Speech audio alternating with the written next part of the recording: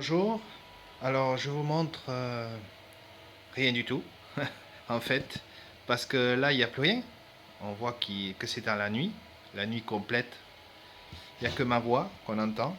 Là vous allez voir un autre appareil téléphonique sur lequel il y a une application avec une mesure de luxe, c'est pour montrer la valeur de luxe que ce néon qui est à côté va émettre. Il est à peu près à 40 cm. Voilà. Ensuite, il y a mes appareils. Pour l'instant, on voit bien, je crois, si on peut regarder, il y a 0,0. Là, il y a 0,0. Et là-bas, on ne le voit pas. Bon, alors je le mets en route. Alors, je me mets devant. Vous voyez, là, ça monte. Je monte au maxi. Là, vous avez 45 lux. Ok. Donc là, il y a 55 milliampères. 55, j'ai dit. 550 milliampères, puisque ça fait 0,55. Et là, il y a 16,2 volts. Là-bas, j'ai encore une autre alim. Donc, j'ai jointé les deux alimes. Et en tout, ça fait 39 volts. Puisque de l'autre côté, il y a 23 volts. Donc là, maintenant, j'augmente au maxi. Ah, vous pouvez constater qu'il y a 172, 170, 170 lux. Voilà, ça a baissé un peu. On voit 168 lux. Là, on peut voir que ça éclaire vachement. Et encore, bon, il y a récupéré un peu d'énergie vu qu'il y a encore un éclair. Mais bon, là, ça a baissé un petit peu. 167 lux. C'est parce que quand je suis à côté, il enlève un peu d'énergie. Alors, automatiquement, ça éclaire moins. Mais vous voyez que ça éclaire vraiment beaucoup.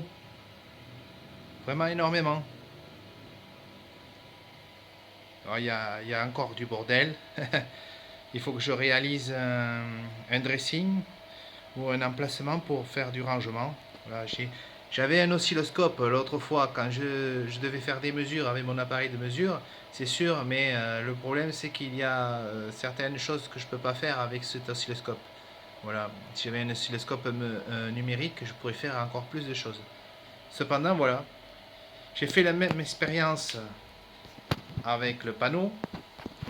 D'ailleurs, je vais essayer de le faire. Vous allez voir. Je baisse tout ça. Là maintenant, je vais enlever le néon. Il n'est pas chaud. Ce qui prouve qu'il y a encore pas mal d'énergie qu'on peut transmettre. Je le mets assez près. Voyons. Là, j'ai la lampe.